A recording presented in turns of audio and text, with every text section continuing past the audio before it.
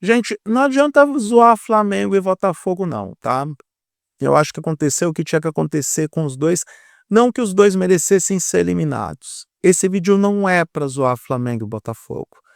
Esse vídeo não é nem pra zoar com o torcedor do Vasco, que foi o esquecido no churrasco da Copa do Mundo de Clubes. Eu acabei de assistir Flamengo e Bayern de Munique, vocês já sabem qual é o resultado. Comentar sobre esse jogo é meio inútil.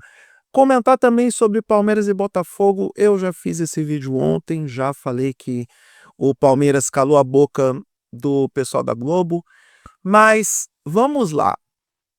Flamengo e Botafogo, na minha opinião, entram para a história por terem feito os 2 dos jogos mais impressionantes de times brasileiros contra times europeus.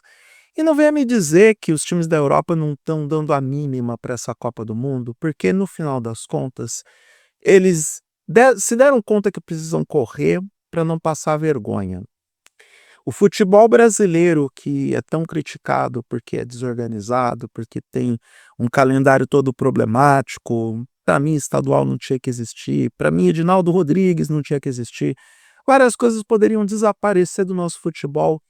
E olha só o que acontece em uma Copa do Mundo onde alguns europeus disseram que não queriam jogar, estão tendo que correr para mais porque os times brasileiros estão fazendo um bom papel. Eu falei no vídeo do Palmeiras que o Botafogo, na minha opinião, ele conquistou um, sei lá, um quarto, um quinto de torcedor na minha pessoa em relação ao Botafogo só por causa do jogo que ele fez contra o PSG na primeira fase desse torneio. Eu me vi torcendo para o Botafogo no final do jogo, como se fosse para o São Paulo.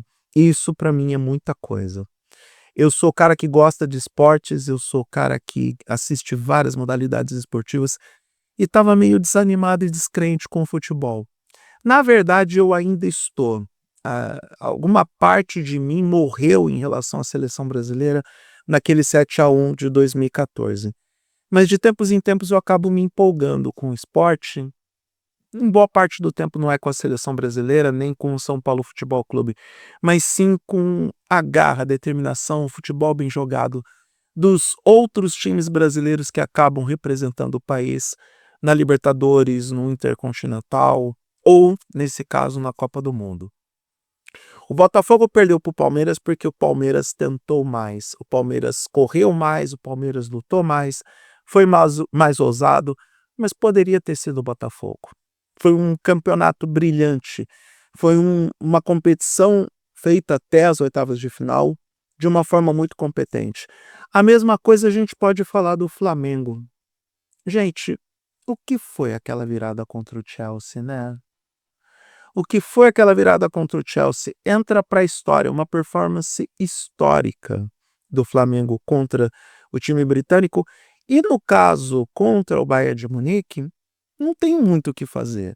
A gente está falando do campeão europeu, o campeão europeu não, campeão alemão, campeão europeu, o PSG. Olha como eu estou confundindo já as coisas.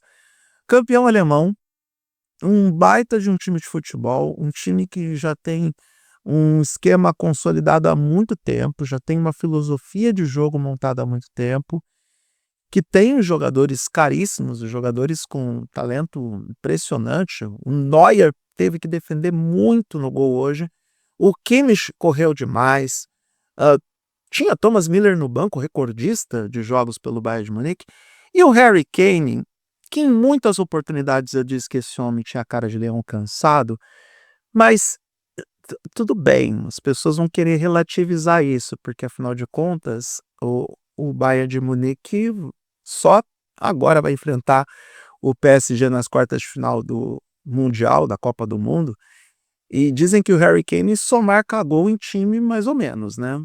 Só que o Flamengo não é mais ou menos. Mas que performance é do Harry Kane hoje, hein? Aquele homem tem cara de leão cansado e marca 2 gols da forma como ele marcou. O Flamengo perdeu esse jogo nos primeiros 10 minutos. Deu pane mental na zaga do Flamengo e aí o Bayern de Munique abriu vantagem de 2-0. Até o Flamengo entrar no jogo novamente levou uns 25, 30 minutos e o Bayern ainda reage com o terceiro gol. De novo, vocês viram o jogo, vocês testemunhar a mesma coisa que eu. Mas os números não dizem tudo o que aconteceu na partida. 4-2 para o Bayern de Munique não diz o quanto que o Flamengo correu, o quanto que o Flamengo foi autêntico às suas convicções, o quanto que o Felipe Luiz foi fiel à sua visão de jogo, de ser ofensivo, de ser agressivo. Tudo bem, de novo, teve panes na defesa, não foi tão bem na parte defensiva, como o Flamengo não vem bem na parte defensiva também nos jogos aqui nos campeonatos nacionais, teve dificuldades para se classificar para Libertadores na fase agora de mata-mata da Libertadores, mas foi uma performance digna, foi uma performance honesta, foi um jogo honesto, foi um jogo do qual o flamenguista pode sim se orgulhar apesar do placar. Aliás, o flamenguista pode se orgulhar da Copa do Mundo que o Flamengo fez. E tem que ter aquela satisfação de, pelo menos, é meio ruim falar que pelo menos participou, mas olha para minha perspectiva. O São Paulo nem chegar perto de tentar jogar essa Copa do Mundo, chegou. A gente está aqui torcendo pelo sucesso dos times brasileiros, mesmo sabendo que é muito difícil superar um Bayern de Munique, um PSG. Amanhã o Fluminense vai ter muito trabalho com a Inter de Milão.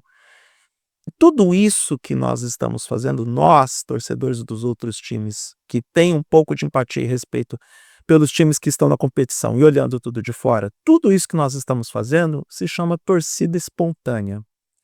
Eu não consigo me ver torcendo contra os times brasileiros nessa Copa do Mundo, porque a gente sabe que o abismo técnico é enorme, a gente sabe que o abismo estrutural, então, nem se fala, e já foi de bom tamanho a gente conseguir dar algumas liçõezinhas nos europeus, mostrando que o futebol brasileiro, por mais que a gente não tenha um calendário organizado, por mais que a gente não tenha uma estrutura forte, por mais que a gente tenha uma desorganização da CBF, que o futebol brasileiro sempre será ameaçador e sempre terá aquela qualidade típica do jogador brasileiro. E, mesmo assim, essa Copa do Mundo também revela que o calendário europeu também está meio uma zona, porque os jogadores jogam o ano inteiro. Eu tenho certeza que, muito mais do que treinadores, os jogadores europeus não gostariam de jogar esse torneio, porque eles perdem as férias, basicamente, e os clubes acabam tendo a pré-temporada arrebentada em função disso, mas isso não é um problema nosso.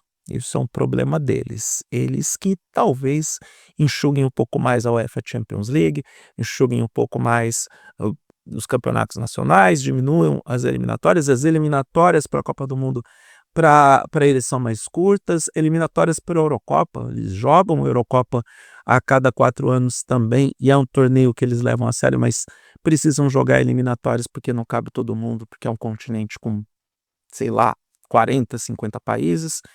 Então talvez a Europa tenha que rever também a questão de calendário para poder acomodar essa Copa do Mundo, que, se depender da boa vontade do Gianni Infantino, como ele está apaixonado pelo Brasil, vai ser em território brasileiro daqui a 4 anos. De qualquer forma, parte de mim, a parte mais enfática, quer agradecer a Flamengo e Botafogo pelos torneios que fizeram. Quero agradecer, aliás, a esses dois times por ter representado o Brasil de uma forma tão digna, tão honesta. E no caso do Flamengo hoje, contra o Bayern de Munique, abraçando suas convicções ofensivas, abraçando a ideia de que pode sim tentar agredir o adversário, mesmo que seja um adversário gigante como o campeão alemão e um dos melhores times da Europa. A gente vai ter um jogaço entre Paris Saint-Germain e Bayern de Munique. Mas a gente pode dizer que o Flamengo fez sim um jogaço contra o campeão alemão, contra um dos melhores times da Europa.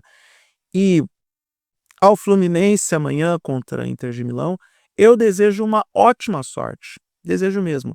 É o vice-campeão europeu. É também outra montanha a escalar. É outro jogo complicadíssimo. E a gente sabia que essa Copa do Mundo ia mudar uma vez que virasse para as oitavas de final.